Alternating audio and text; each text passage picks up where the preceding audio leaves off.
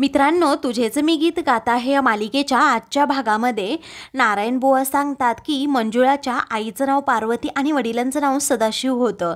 हे ऐकता जाता स्वराला खूप आनंद होतो आणि मंजुळाला देखील। तर विजय आणि क्षमाला मोठा धक्काच बसतो, कारण वैदेहीची जुळी बहीण म्हणजे मंजुळा आहे हे सत्य त्या दोघांसमोर येतं। त्यावेळी आता क्षमा मनातल्या मनात विचार करते, स्वरा जर आनंदाच्या भरात काही बोलून बसली तर मल्हार भाऊजींसमोर सर्व काही उघड व्हायचं की स्वराचा बाबा हा मल्हारच आहे। त्यावेळी स्वराला आठवतं की माझ्या आईच्या आईवडिलांचं नाव सदाशिव आणि पार्वतीच होतं। तेव्हा ती आता भावनेच्या भरात तसं बोलून सुद्धा पटकन जाते, पण आता क्षमा मध्येच तिला अडवत म्हणते, अगं स्वरा थांब ना, त्यांचं बोलणं तर होऊ दे अगोदर, असं म्हणून ती तिला इशारा करते की समोर मल्हार भाऊजी आहेत। त्यावेळी स्वरा आता विषय बदलत सदाशिव आणि पार्वती म्हणजे गणपती बाप्पाचे आई बापा असं म्हणते। त्यावेळी ते पुन्हा इकडे आले होते का असं मल्हार विचारतो। तेव्हा नारायण बुवा म्हणतात, नाही ते पुन्हा इकडे आले नाही, ते त्यांच्या दुसऱ्या मुलीला घेऊन तिकडे गट्टेवाडीला गेले। ती मंजुळा म्हणते, मला सुद्धा मल्हार साहेब आत्ताच्या आत्ता गट्टेवाडीला जायचंय, माझ्या आईबाबांना भेटायचं आहे असं मंजुळा म्हणू लागते। त्यावेळी विजय म्हणतो, मल्हार गट्टेवाडीला जायचंय लक्षात ठेव। त्यावेळी मल्हार मनातल्या मनात विचार करू लागतो की मला तर वैदेहीच्या आईबाबांचं नाव काय होतं, नक्की त्यांचं घर कुठे होतं हे सुद्धा माहीत नाहीये, परंतु आज मला पुन्हा गट्टेवाडीला जावं लागतंय, ते सुद्धा मंजुळाबाईंसाठी, अशा एका व्यक्तीसाठी जी सतत मला माझ्या वैदेहीची आठवण करून देतीये। त्यावेळी तो मनातल्या मनात विचार करू लागतो की वैदेही आणि मंजुळाबाईंचं काही कनेक्शन असेल का, मला नियती माझ्या भूतकाळात पुन्हा का घेऊन जातीये असा मल्हारला प्रश्न पडतो। इकडे मंजुळा ही देवासमोर हात जोडते आणि म्हणते, लोक म्हणतात की तुझा महिमा खूप मोठा आहे, परंतु आज मला तुझ्या त्या महिमेचा अनुभव आला, मला माझे जन्मदाते आता भेटणार आहेत, खरंच बाप्पा तुझे किती आभार मानू, असं मंजुळा आता बाप्पाचे आभार मानत म्हणते। आणि मल्हारला म्हणते, चला ना, मला माझ्या आईवडिलांना भेटायचे, तेथे त्यांना शोधायचे। त्यावेळी आता ठीक आहे असं मल्हार म्हणतो, आपण पुन्हा गट्टेवाडीला आता जाऊयात। हे ऐकताच आता या तिघांनाही धक्का बसतो। आता स्वरा ही मनातल्या मनात विचार करू लागते, जर मी आता गट्टेवाडीला गेले तर सर्वजण मला वैदेहीची मुलगी असं बोलतील, मग माझ्या बाबांना सर्व सत्य समजेल, यासाठी मी आता कुठे जायलाच नको, असं म्हणून ती आता चक्कर येण्याचं नाटक करते। ती म्हणते, क्षमा मावशी मला खूप चक्कर आल्यासारखं होते। त्यावेळी क्षमा म्हणते, ठीक आहे हरकत नाही, क्षमाला इशारा करते। तेव्हा तिला समजतं की स्वरा मुद्दाम हे करते, तर आता हिने काही खाल्लं पिल्लं नाही आणि आपल्याला एवढी खात्री नव्हती ना की इथे एवढा वेळ लागेल, म्हणून स्वराच्या खाण्यापिण्याची आता जबाबदारी मी घेते, त्याचबरोबर तिच्याबरोबर मी इथे थांबते, तुम्ही तिघेजण तिकडे गट्टेवाडीला जाऊन या। तेव्हा मल्हार आता ठीक आहे असं म्हणतो। त्यावेळी स्वराला काळजी घ्यायला सांगून हा मंजुळा त्याचबरोबर विजयला घेऊन आता गट्टेवाडीला जायला निघतो। त्यावेळी नारायण बुवा म्हणतात की तुमच्या खाण्यापिण्याची जबाबदारी माझी। स्वरा आता क्षमाला मिठी मारते, तर नारायण बुवा म्हणतात, मी तुमच्या खाण्यापिण्याची व्यवस्था करून येतो। दुसरीकडे आता इला ही खूप चिडलेली असते, म्हणते की हे सरकार आले नसते तर बरं झालं असतं, आपला प्लॅन बरोबर होता। त्यावेळी मोनिका आता रागातच म्हणते, मम्मा तुला काय सांगू, मम्मा माझा एकही प्लॅन सक्सेस होत नाही, अगदी शेवटच्या क्षणी प्लॅन आपोआप फिरतो, कारण की त्या घराच्या वास्तूमध्येच काहीतरी दोष असेल असं मला वाटतंय। तिला म्हणते, अगं वास्तूमध्ये नाही, त्या स्वरामध्ये दोष आहे, त्या स्वराला अगोदर घराबाहेर काढ, सर्व प्रॉब्लेम सॉल्व्ह होतील। त्यावेळी आता मोनिका म्हणते, असं करून चालणार नाही, आता या सुहानीचा काटा कसा काढायचा मला पाहावं लागेल। अगं ती मला एक एक करून न्यूज देतीये, परंतु दुसऱ्या न्यूजसाठी तिने खूप मोठी मला अट घातली आहे। त्यावेळी कोणती अट असं आता इला विचारू लागते। त्यावेळी मोनिका म्हणते, अगं तिने 50 लाख रुपये मागितले आहेत आणि मला माहीत आहे तिच्याकडे जबरदस्त अशी न्यूज असणारच आहे।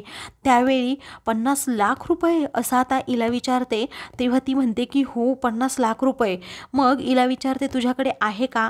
तेव्हा मोनिका म्हणते, आता कसे असतील माझ्याकडे पैसे?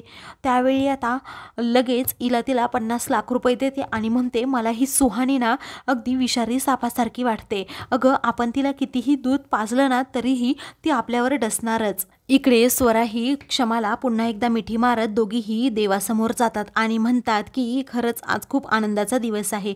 स्वरा म्हणते, जेव्हा मला मंजुळा आई पहिल्यांदा दिसली होती तेव्हाच काहीतरी असं पॉझिटिव्ह फील झालं होतं, कारण की मला असं वाटत होतं ती माझी वैदेही आईच आहे की काय, ती आता ही माझ्या आईची जुळी बहीण आहे असं आता स्वरा म्हणते, म्हणजे माझी मावशी आई. ती आता क्षमा म्हणते की हो, तुला आनंदाची आता बातमी मिळाली आहे. त्यानंतर त्या दोघीही विचार करू लागतात की मंजुळाला सर्व काही सत्य तिकडे गेल्यानंतर समजेल. स्वरा म्हणते की हो, नक्कीच ते सत्य समजणार आहे. तर आता क्षमा म्हणते, पण तिकडे जर तुझी मामी असेल तर खूप मोठा प्रॉब्लेम होईल. ती मल्हार गुरुजींना सर्व काही सत्य सांगेल, मग आपण काय करायचं? त्यावेळी स्वरा म्हणते, हो ना, मला असं वाटते मामाला कॉल करावा आणि सत्य सांगण्यापासून थांबवावं. त्यावेळी क्षमा म्हणते, जाऊ देत, आपण असं करायला नको, कारण कधी ना कधी हे सत्य समजणारच आहे. तेव्हा स्वरा म्हणते, नाही, पिहू आणि मनुका काकूसाठी हे करावंच लागेल, कारण त्या दोघींना खूप वाईट वाटेल. त्याचबरोबर काकूला समजलं तर माझ्या जीवाचं काही खरं नाही, ती माझ्या जीवावर उठेल, बरं वाईट करेल. तेव्हा क्षमा म्हणते, हो ना. त्यानंतर आता त्या दोघीही ठरवतात निरंजन मामाला कॉल करायचं आणि सर्व सत्य सांगायचं. त्या दोघीही आता लगेच निरंजन मामाला कॉल करतात. इकडे मामा विचारतात, काय झालं क्षमा वहिनी, सर्व काही ठीक आहे ना? त्यावेळी स्वराच्या डोळ्यातून आता आनंदाश्रू येतात. ती मामाबरोबर फोनवर बोलू लागते. मामा म्हणतात, अगं लेकरा, तुला काय झालं, तू का रडते एवढी? तेव्हा ती म्हणते, मी रडत नाही आहे, माझ्या डोळ्यात आनंदाश्रू आहेत. ते आनंदाश्रू मी आता लपवू शकत नाही, कारण तुम्हाला सांगू का, आता इकडे आम्ही चौफुल्याला आलो ना, गुरुजींनी आम्हाला सर्व सत्य सांगितलं. मंजुळा आई आहे ना, ती माझी मावशी आई आहे. आता हे सत्य ऐकताच मामाला खूप आनंद होतो.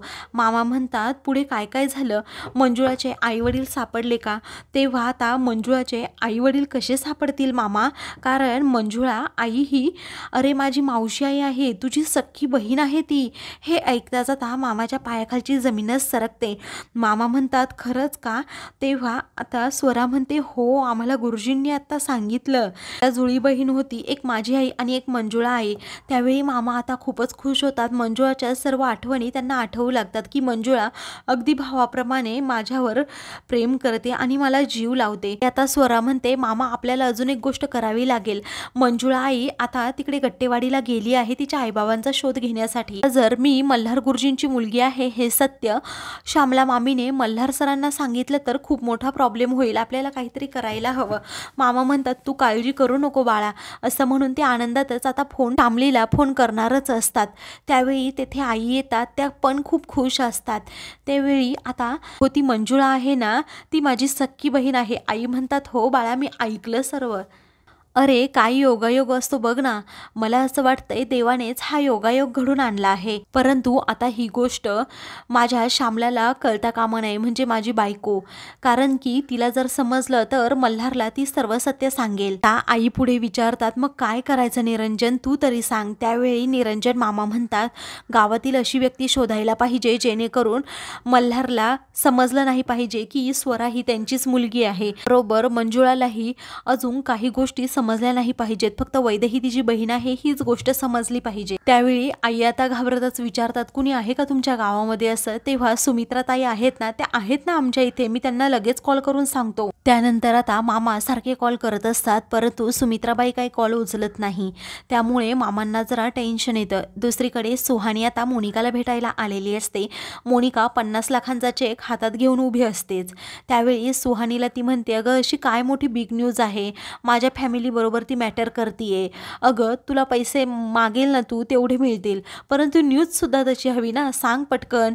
तेव्हा सुहानीला एवढ्या वर्षांमध्ये एवढंच ओळखला का तू, असं मोनिकाला ती प्रश्न करू लागते. आता सुहानी खूप टाइमपास करत असते, ते पाहून रागातच मोनिका म्हणते की प्लीज सुहानी, अगं सांग पटकन, नक्की ती सिक्रेट काय आहे? सुहानी म्हणते, ओके अगं सांगते तुला. तर आता सुहानी पुढे सांगू लागते, अगं 1.5 वर्षापूर्वी तुझ्याकडून वैदेहीचा ॲक्सिडेंट झाला होता आणि त्यामध्ये वैदेही कायमची गेली होती. आता ती वैदेही दुसरी तिसरी कोणीही नसून मल्हारची गर्लफ्रेंड वैदेही. त्याचबरोबर वैदेहीची जुळी बहीण कोण आहे तुला माहीत आहे का? मंजुळा. आता हे सत्य ऐकल्यानंतर मोनिकाच्या हातात जो 50 लाखांचा चेक असतो आपोआपच हातातून निसटतो. त्यामुळे सुहानी पटकन तो चेक घेते. तर आता ती मोनिकाला अजून एका गोष्टीची याची जाणीव करून देते, मोनिका आता तू फक्त मल्हारची गुन्हेगार नाही तर मंजुळाची देखील आहे, कारण तिच्या सख्या बहिणीला तू मारलं आहे. आता बघ तुला पुढे काय करायचं ते. म्हणून आता सुहानी पुन्हा एकदा तिला ब्लॅकमेल करते. तर मोनिकाच्या पायाखालची जमीनच सरकते. ती आता सुहानीकडे पाहतच राहते. सुहानी मात्र आता लगेच तेथून निघून जाते. तर आता मित्रांनो, पुढील भागामध्ये मंजुळा आता सुमित्रा काकूंना भेटते. आता तेथे गेल्यानंतर मल्हार आणि विजय देखील तेथे असतात. त्यावेळी आता सुमित्रा काकू म्हणतात जुळी बहीण सुद्धा होती, तेव्हा त्या जुळ्या बहिणीचं नाव काय. आता मंजुळा विचारते. त्यावेळी सुमित्रा काकू म्हणतात की तुझ्या त्या कमनशिबी बहिणीचं नाव आहे वैदेही. तेव्हा माझी वैदेही, म्हणून मल्हारला धक्काच बसतो. त्यावेळी इकडे स्वरा सर्व बोलणं ऐकत असते, कारण विजयने आता तिला कॉल केलेला असतो. अशाच मालिकेंचे पुढील भाग पाहण्यासाठी चॅनलला सबस्क्राईब करा.